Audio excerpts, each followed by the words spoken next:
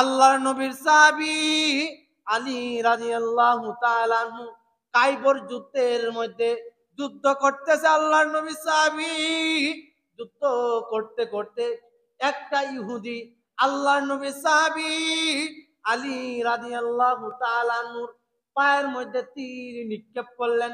খাইবর যুদ্ধ যখন শেষ হইয়া যায়, আল্লাহর নবী সাল্লাল্লাহু আলাইহি ওয়াসাল্লাম দেখতে পাইলেন আল্লাহর নবীর সাহাবী আলী রাদিয়াল্লাহু তাআলা আনহু তার পায়ের মধ্যে একটা তীর ঢুকছে। কি ঢুকছে ভাই? তীর ঢুকছে। আলী কে ভাই? কিতাবের মধ্যে আসছে যে নবীজি আদরের কন্যা ফাতেমাকে আলী রাদিয়াল্লাহু তাআলা আনহুর কাছে বিবাহ দিয়েছিলেন। সুবহানাল্লাহ। শুধু তাই না ভাই, জান্নাতি পুরুষদের সর্দার যিনি হবে আলী রাদিয়াল্লাহু তাআলা আনহু, হ্যাঁ, ছেলে হাসান এবং হুসাইন। তা আল্লাহর নবী সাল্লাল্লাহু আলাইহি ওয়াসাল্লাম তার সাহাবী খাইবরের যুদ্ধে যখন পায়ের ভিতরে তীর ঢুকে যায়, আল্লাহর নবীর সাহাবী আলী রাদিয়াল্লাহু তাআলা আনহু তার পা থেকে যখন সাহাবায়ে কেরামরা তীরটা বের করার জন্য চেষ্টা করতেছেন, আলী রাদিয়াল্লাহু তাআলা আনহু তার পা থেকে যখন তীরটা বের করার জন্য সাহাবায়ে কেরামরা তার পার মধ্যে ধরলেন, যখন তীরটার মধ্যে ধরেন তো ভাই আলী রাদিয়াল্লাহু তাআলা আনহু ছটফট করে। কি করে ভাই? মানে একটু চিল্লাচিল্লি করে, কারণ আপনার বললাম ঢুকছে তো ওই দিকটা ঢুকে ওই দিকে বাইরে হয়ে গেছে। সাধারণত আগের যুগে তো এত মেডিকেল টেডিকেল ছিল না, বুঝেন না? তাহলে ভাই যে সময় বললামটা বা তীরটা বার করতে লয়, তখন রসুলের সাহাবী চিল্লাচিল্লি করে, অনেক কষ্ট হয়।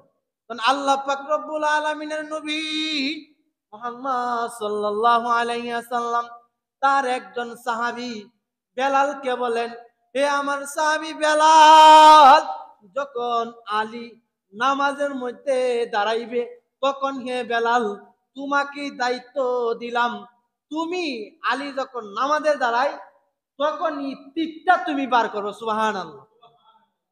সুবহানাল্লাহ, একটু জোরে বলেন সুবহানাল্লাহ। আল্লাহ পাক রব্বুল আলামিনের নবী মুহাম্মদ সাল্লাল্লাহু আলাইহি ওয়াসাল্লাম বেলালকে দায়িত্ব দিয়ে দিলেন, হে বেলাল, আমার সাহাবী আলী যখন নামাজে দাঁড়াইবে তখন তুমি আলীর পা থেকে তীরটা কোয়াইবা, তীরটা বের করবা।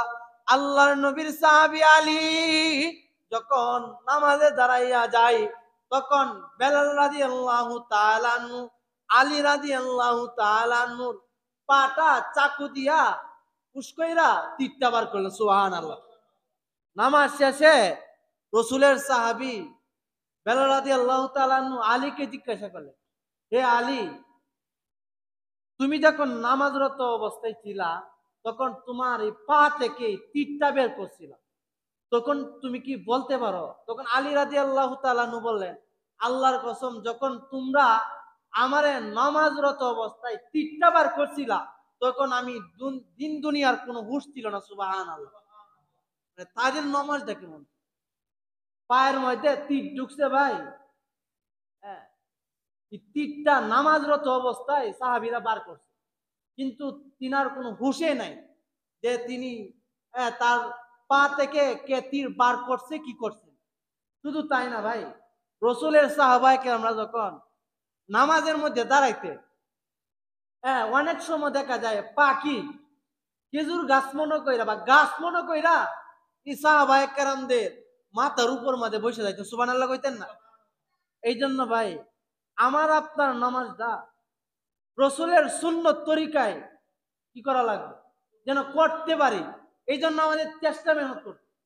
আর নামাজ এমন একটা বিষয় ভাই, আমি আপনার নামাজের যত আলোচনা করি এই নামাজটা আপনার প্র্যাকটিক্যাল ভাবে আইসা শিয়া লাগবে। যে ভাই আপনার দেখবেন যে আপনার যারা ডাক্তার হয়, হ্যাঁ, আপনার এমবিবিএস যারা ডাক্তার হয় ভাই, ফার্মেসিতে অনেক অনেক বই বিক্রি করে। কি বিক্রি করে ভাই? বই বিক্রি করে। এখন যদি কোনো ব্যক্তি চিন্তা করে যে এত ডাক্তারি পড়ালে একবারে প্র্যাকটিক্যাল ভাবে শিখে কিলা, হ্যাঁ, আপনার বইয়ের দোকানে ডাক্তারের বই পাওয়া যায়, কি বই কিনে বই ফইরা সমানে ওষুধ দেওয়া শুরু করা, মার বাঁচাইতে না পারলে মারতে তো পার। যে ভাই, ডাক্তার হইতে চাইলে ডাক্তারের সান্নিধ্যে যাওয়া লাগে।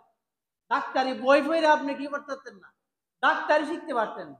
নামাজের যত আলোচনা করা হোক না কেন, আপনি আমারে বলা লাগবো বা একজনের দেখাই লাগবো যে ভাই, আমি যে রুকুটা দিছি, আমার রুকুটা কি সহি শুদ্ধ ভাবে হয়েছে কিনা। হ্যাঁ, আমি যে সেজদাটা দিছি, সেজদাটা দেওয়ার সময় ভাই আমার হাতগুলি জমিনের সাথে থাকতে পারবেন। আমার এই ভিতর দিয়ে এমন একটু জায়গা তারা লাগবে না, একটা ছোট একটা বুকটির বাচ্চা হাফ ডাউন করতে পারে। আমি আপনি যখন রুকুতে, হ্যাঁ রুকুতে যাব, তখন আমার পিঠের মধ্যে একটু পানি রাখলে যেন পানিটা থাকে, মানে এটা একটা সিস্টেম আমাদেরকে বুঝাই গেছে না। এই জন্য ভাই কিতাবের মধ্যে আসছে, নামাজ হইল ভাই এমন একটা বিষয় যে বাইনাল কুফরি ওয়াল ইমানি তারকুস সালাত। ইমান এবং কুফরের মধ্যে পার্থক্য হইল নামাজ ছেড়ে দাও। আপনি নামাজ পড়তে থাকেন, আপনার যত পেরেশানি আছে সমস্ত পেরেশানি দূর হয়ে যাবে। আপনার যত কষ্ট আছে আপনার সমস্ত কষ্ট দূর হয়ে যাবে। এখন ভাই প্রশ্ন করতে পারেন, হুজুর যারা সুদ খায় ঘুষ খায় তারা তো আমাদের চেয়ে আরামে চলে।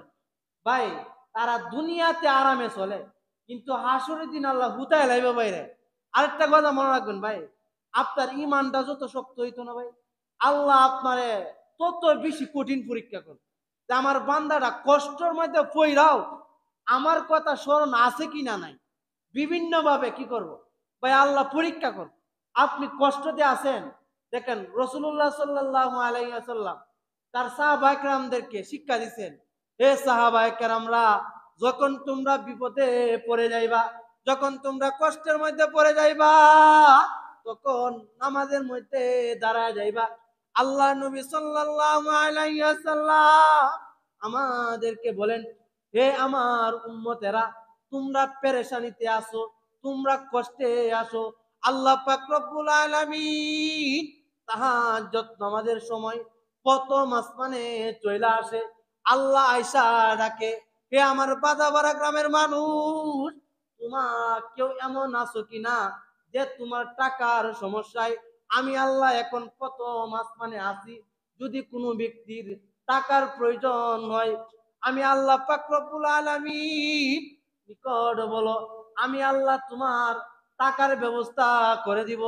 এমন কোন ব্যক্তি আছো কিনা যে তোমার সন্তান নাই, তুমি আমার নিকট বলো, আমি তোমাকে সন্তানের ব্যবস্থা করে দিব। এমন কোন ঋণগ্রস্ত ব্যক্তি আছো কিনা যে তুমি ঋণের টেনশনে আছো, শেষ রাইতে উইটা 2 রাকাত তাহাজ্জুদের নামাজ পড়া আল্লাহর নিকট বলো, রব্বানা আতিনা ফিদ দুনিয়া হাসানাতাও ওয়া ফিল আখিরাতি হাসানাতাও ওয়া কিনা আযাবান নার ওয়া কিনা আযাবাল কবর ওয়া কিনা আযাবাল মিজান। আল্লাহ অত্যাচার করছি রে মওলা, জুলুম করছি রে মওলা, নির্যাতন করছি রে মওলা, তুমি ক্ষমা করনেওয়ালা ছাড়া আর কেউ ক্ষমা করনেওয়ালা না। এই জন্য ভাই, আপনি কষ্ট করছেন, আপনি একদিন তাহাজ্জুদ নামাজ পড়ে দেন না, আপনার ভিতরের অবস্থা পরিবর্তন হবে। আমি আপনি তো ভাই এমন মুসলমান, 5 ওয়াক্ত নামাজও তো পড়ি না, শুক্রবারে নামাজটাও পড়ে না, এমন মুসল্লি নাই মনে হয় দেশের মধ্যে। আছে না ভাই? শুক্রবারে জামাত পড়ে না এমন আছে না মানুষ? আছে। তে ভাই, তারা কেমন মুসলমান দেখ ভাই, সাহাবায়ে কেরামরা 5 ওয়াক্ত নামাজ তো পড়তেনি, এমন কি ভাই তাহাজ্জুদের নামাজও পড়তেন, সুবহানাল্লাহ কইতেন না? কি আর নামাজ পড়তেন ভাই? তাহাজ্জুদের নামাজ পড়তেন। তো ভাই আমাদেরও প্রয়োজন আছে তাহাজ্জুদ নামাজ পড়ার জন্য। এই জন্য রসুলের একজন সাহাবী, তাদের একদিন তাহাজ্জুদ মিস হয়ে গেছে। এই তাহাজ্জুদ মিস হওয়ার জন্য কত যে একটা আফসোস করছে। আল্লাহর নবী সাহাবী মুয়াবিয়া রাদিয়াল্লাহু তাআলা আনহু 5 ওয়াক্ত নামাজ উনি জামাতের সাথে আদায় করে প্রতিদিন 3টার সময়টা তাহাজ্জুদের মুসল্লায় দাঁড়ায়া যায়, প্রতিদিন তাহাজ্জুদের নামাজ আদায় করে। একদিন আল্লাহর নবীর সাহাবী মুয়াবিয়া রাদিয়াল্লাহু তাআলা আনহু তাহাজ্জুদ নামাজের মধ্যে রাত্রে শেষ রাইতে উঠতে পারে নাই। না ওঠার কারণে আল্লাহ পাক রব্বুল আলামিনের নিকট সারা দিন কাঁদছে যে আল্লাহ অত্যাচার করছি রে মাওলা, জুলুম করছি রে মাওলা। প্রতিদিন আল্লাহ তাহাজ্জুদের নামাজ আদায় করি আল্লাহ, আল্লাহ আজকে তাহাজ্জুদের নামাজ আদায় করতে পারলাম না রে আল্লাহ। সারা দিন কাঁদছে। কি করছে ভাই? কি কারণে কাঁদছে ভাই? তাহাজ্জুদ নামাজ না পড়ার কারণে একদিন মাত্র মিস। আর আমার কত আসর কত মাগরিব চলে গেল, কোনদিন তো আসবুসও আসলো না।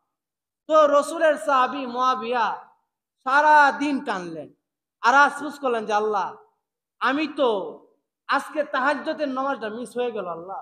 সারা দিন কানছে। রাত্রের বেলা যখন ঘুমাইব, ঘুমানির আগ মুহূর্তেও কান্দে কান্দে ঘুমাইছে। সুবহানাল্লাহ কইতেন না?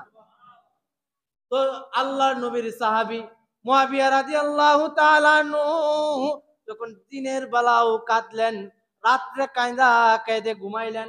রাত্রের শেষ রাইতে তাহাজ্জুদ নামাজের মুহূর্ত যখন আসে, তখন একজন লোক আইসা আল্লাহর নবীর সাহাবী মুয়াবিয়ার পা ধইরা নাড়া দেয় আর বলে, হে মুয়াবিয়া উঠো উঠো, তাহাজ্জুদের নামাজের সময় হইয়া গেছে।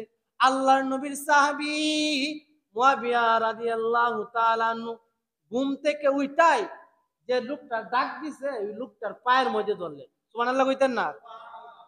বলতেছে ভাই আপনি কে? বলতেছে ভাই আমার পরিচয় জানা লাভ নাই, আপনি তাহাজ্জুদের নামাজ পড়ার দরকার, নামাজটা পড়েন। বলতেছে না আপনার পরিচয়টা দেওয়া লাগবে।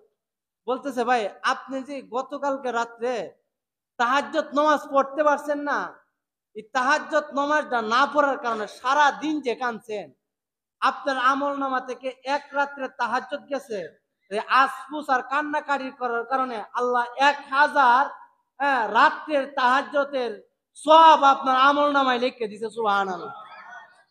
এখন চিন্তা করলাম আজকেও যদি ঘুমায় জানা যদি না উঠতে পারে, তাই আগামীকাল আবার কানবেন, আসফুস করবেন, আল্লাহ আরো 1000 রাত্রের তাহাজ্জুদের সব দিয়ে দিব। কাজে আমি চিন্তা করলাম আপনি যেহেতু 1000 না নিয়া আপনার সজাগ করে দিছি এই কারণে যেন আপনি এক রাতের তাহাজ্জুদের সব আপনার আমল নামায় ঢুকে। সুবহানাল্লাহ। ভাই এই জন্য দেন সাহাবায়ে কেরাম তারা এক ওয়াক্ত নামাজ কাজা হওয়ার কারণে তারা কি একটা আফসোস করছে। তাহাজ্জুদের নামাজ এটা পড়লে সব আছে, না বলে কি নাই, গুনাহ নাই। আর আমাদের সমাজে কারা নামাজ পড়ে জানেন? যারা মধ্যবিত্ত, দিন আনে দিন খায়।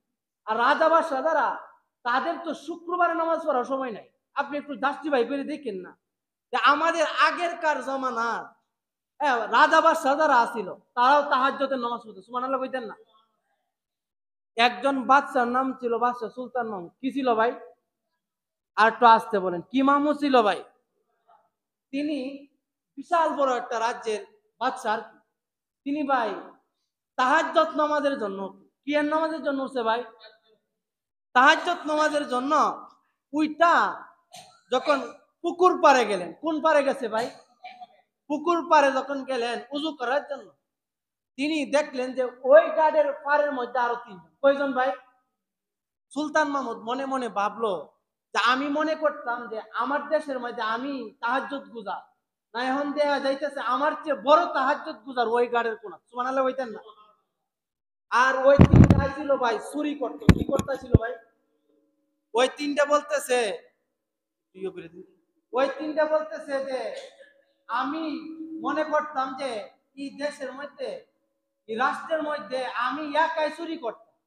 এখন দেখা যাইতেছে আমাদের চেয়ে বড় সূর্য ওই গাড়ি। কোন গাড়ি ভাই? ওই লোকটা কি নামাজ পড়তে হয়েছে না চুরি করতে হয়েছে? নামাজ পড়তে হয়েছে। যার মনে যেটা আলদে উঠে সেটা। আমাদের এলাকায় বলে সুরে সুরে আলী, এক সুরে বিয়া করে আরেক সুরে শান। তো সুলতান মাহমুদ চিন্তা করলেন যে এই লোকগুলির সাথে একটু সাক্ষাৎ করি। কি করি ভাই? সুলতান মাহমুদ রহমতুল্লাহ আলাই যখন এই তিনটা লোকের কাছে গেলেন, কে বলতেছেন ভাই আপনারা এই জায়গাতে কিসের জন্য আসছেন? উনি মনে করছে যে তারা তাহাজ্জুদ নামাজের জন্য আসছে। বলতেছে ভাই আমি আসছি সুলতান মাহমুদের বাড়ির মধ্যে চুরি করার জন্য। নাউজুবিল্লাহ বলতেন না? কি এর লাগি নাইছে? উনি যে বাদশা জাহাঙ্গীর ভাই এটা জানে না তো সুলতান মাহমুদের মাঝে আকাশটা ভাঙ্গে পড়ছে। আমি মনে করছি যে তাহাজ্জুদ নামাজের জন্য ঘাটের পারে উজু করতে আসছে, এখন বলতেছে তারা নাকি চুরি করতে হয়েছে। নাউজুবিল্লাহ কইতেন না? তো সুলতান মাহমুদ বলতেছে তাহলে কার বাড়িতে চুরি করো? সুলতান মাহমুদের বাড়িতে। তো ভাই সাহেব তাহলে আমারও সাথে নিয়ে নেন, আলোচনা বই থেকে করতে একটা বিষয় বোঝা নিলে। বলতেছে না ভাই আপনারা নেওয়া যাইতো, উনি কিন্তু বাদশা, আবার সুরগুলি জানেন। তাহলে ভাই আমার নিয়ে নেন। না আপনারা নেওয়া যাইতো না। কি কারণে? আমরা তিনজন সুর হইলো যোগ্যতা সম্পন্ন সুর। নাউজুবিল্লাহ কইতেন না? কি সম্পন্ন সুর ভাই? আর একটু জোরে বলেন, কি সম্পন্ন সুর ভাই? যোগ্যতা সম্পন্ন সুর। বাদশা তো আরো আশ্চর্যান্বিত হয়ে চুরি করবো ভালো কথা, আবার যোগ্যতা সম্পন্ন সুর। প্রথম জনকে জিজ্ঞাসা করলেন আপনার কি যোগ্যতা? প্রথম জন বলতেছে ভাই আমি কুত্তার ভাষা বুঝি, কুত্তা গেউ গেউ করে যে কি বলে এটা আমি বুঝি। কি বুঝে প্রথম জন? কুত্তার ভাষা বুঝে। আগের যুগের বাড়ির সামনে কুকুর থাকে। দ্বিতীয় জনকে জিজ্ঞাসা করলো ভাই আপনার কি যোগ্যতা? দ্বিতীয় জন বলতেছে ভাই আমি দরজার সামনে গিয়া হাতের তালি দিলে কি আপনার ব্লক করা দরজা, তালাযুক্ত দরজা খুলে দেয়। সুলতান মাহমুদ আরো আশ্চর্য নিতে কই কি বলি। তৃতীয় জনকে জিজ্ঞাসা করলেন যে আপনার কি যোগ্যতা? তৃতীয় জন বলতেছে ভাই আমার যোগ্যতা হইল আমি যদি নাকে গ্রান নেই ভিতরে ঢুকা তাহলে বুঝতে পারি কোন জায়গায় টাকা কোন জায়গায় পয়সা আছে। তো বলতেছে আমাদের তিনজনেরই তিন কোয়ালিটির যোগ্যতা। আপনি যে আমাদের সাথে চুরি করবেন আপনার কি যোগ্যতা? সুলতান মাহমুদ দেশের বাদশা, তিনি বলতেছেন কোন ব্যক্তির যদি ফাঁসির রায় হয়ে থাকে আমি ডান দিকে দাড়ি নাড়া দিলে ফাঁসি মার। কোন ব্যক্তির যদি জেল হয়ে থাকে বাম দিকে দাড়ি নাড়া দিলে জেল মার। তিনটে উঠতে বলতেছে আপনারা তো আমাদের দরকার। কারে দরকার? আপনারা তো আমাদের দরকার। তো তিনজন সুর আর সুলতান মাহমুদ মিলায় কয়জন হয়েছে? চারজন। চারজন যখন সুলতান মাহমুদের বাড়ি দিকে যাইতেছেন, প্রথম জনের কি যোগ্যতা ছিল ভাই? কুকুরের বাসা বোঝে। তো গেটের সামনে কুকুর আছে, কুকুর গেউ গেউ করতেছে। সুলতান মাহমুদ জিজ্ঞাসা করেন কুকুরে কি বলে? এতদিন জানতাম যে মানুষের মাথায় সমস্যা, এখন দেখা যায় কুত্তার মাথাও সমস্যা। সুলতান মাহমুদ জিজ্ঞাসা করেন কুত্তার মাথায় কি সমস্যা হয়েছে?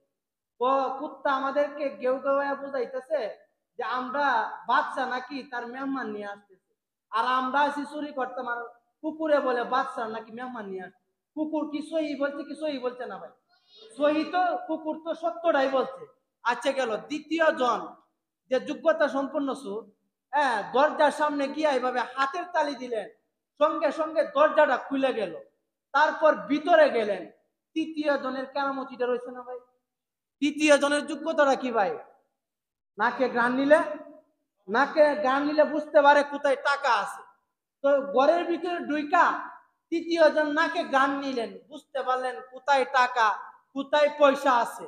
গান নেওয়ার পরে হ্যাঁ টাকা পয়সা সমস্ত রুম থেকে গাঁটটি বাইন্দা একটা জায়গার মধ্যে কি করলেন?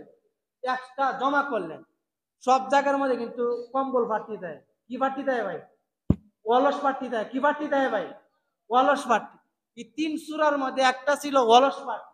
এটা বলতেছে জেল হইলেও সমস্যা নাই, ফাঁসি হইলেও সমস্যা নাই, আমাদের সাথে চুরাইয়ের মতো লোক আছে, একটু ঘুমায় এলো। অলসটার কথায় যখন ব্যক্তি ঘুমায় গেল, সুলতান মাহমুদ আর ঘুমাই নাই। না ঘুমায়া দরজার ভিতর থেকে বের হইয়া বাইরে দরজা তালা লাগাইয়া নমাজ পড়া তার সৈন্যদেরকে বললেন যে ওই রুমে তিনটা সুর আছে দুইটা নিয়ে। যখন এই তিনটা সুরের ভাই দইরা নিয়ে আসলো, তখন এই তিনটা সুর দেখলো যে বাদশার বাড়িতে চুরি করার জন্য আসছে। নাউজুবিল্লাহ কইতেন না? তখন বাদশার কাছে কাকুতি মিনি করছে যে হে বাদশাহ অত্যাচার করছি, জুলুম করছি, নির্যাতন করলাম, আপনি আমাদেরকে মাফ কইরা দেন। আপনি যদি হে বাদশাহ মাফ কইরা দেন আমরা আর জীবনে গুনাহ করব না। সুলতান মাহমুদ রহমাতুল্লাহ আলাইহি এই তিনটা সুরকে মাফ করে দিল। যখন ভাই তিনটা সুরকে মাফ করে দিল, তখন এই সুরগুলির ভিতরে অনুচ্চ সূচনা আসলো যে বাচ্চার ঘরে চুরি করলাম, বাচ্চা যদি আমাদেরকে মাফ করে দিতে পারে চুরি করার পরে, যিনি বাচ্চার বাচ্চা, যিনি সুলতান মাহমুদের বাচ্চা, আমরা যে এত নামাজ পড়লাম এত চুরি করলাম, দুনিয়ার একজন বাচ্চার যদি এই পরিমাণ মহব্বত থাকে, একটু কাকুতি মিনতি করার পরে আমাদেরকে ছেড়ে দিল, যে যিনি বাচ্চার বাচ্চা, যে আল্লাহ আমাদেরকে আদর যত্ন করে বানাইছে, ই আল্লাহ কি আমাদেরকে মাফ করতে পারতো না? তখন এই সুরগুলি বলতেছে, রব্বানা আতিনা ফিদ দুনিয়া হাসানাতাও ওয়া ফিল আখিরাতি হাসানাতাও ওয়া কিনা আযাবান নার। অত্যাচার করছি রে মাওলা, জুলুম করছি রে মাওলা, নির্যাতন করলাম রে মাওলা, দেশের একটা বাচ্চার ঘরে চুরি করলাম, বাচ্চার সাথে রে আল্লাহ, এই বাচ্চা যদি আল্লাহ আমাকে ক্ষমা করে দিতে পারে, আল্লাহ আপনি কি আমারে ক্ষমা করতে পারবেন না? তখন এই সুরগুলি ভাই এইভাবে আল্লাহর নিকট দোয়া করলেন, আল্লাহ পাক রব্বুল আলামিন এই সুরগুলির সমস্ত গুনাহ খাতা মাফ করে দিলেন। সুবহানাল্লাহ। এমন কি ওই সুরগুলি ওই জামানার মধ্যে সবচেয়ে বড় বুজুর্গ হয়ে গেছে। সুবহানাল্লাহ। এই জন্য ভাই আমি আপনি নামাজ ছেড়ে দিছি, এত পেরেশানি কি? আমরা আজকে থেকে নামাজ পড়বো তো ইনশাআল্লাহ। আপনি নামাজ পারেন না ভাই, আমার কাজ হতো আপনাদেরকে শিখানো। আপনারা আইসা আমার কাছে শিখবেন, জানবেন, বুঝবেন। কাজে আল্লাহ তাআলা আমাকে আপনাকে আজকে যে নামাজ সংক্রান্ত আলোচনাগুলি করলাম, এই আলোচনাগুলির উপর আমল করার তৌফিক দান করুন। আমিন বলেন।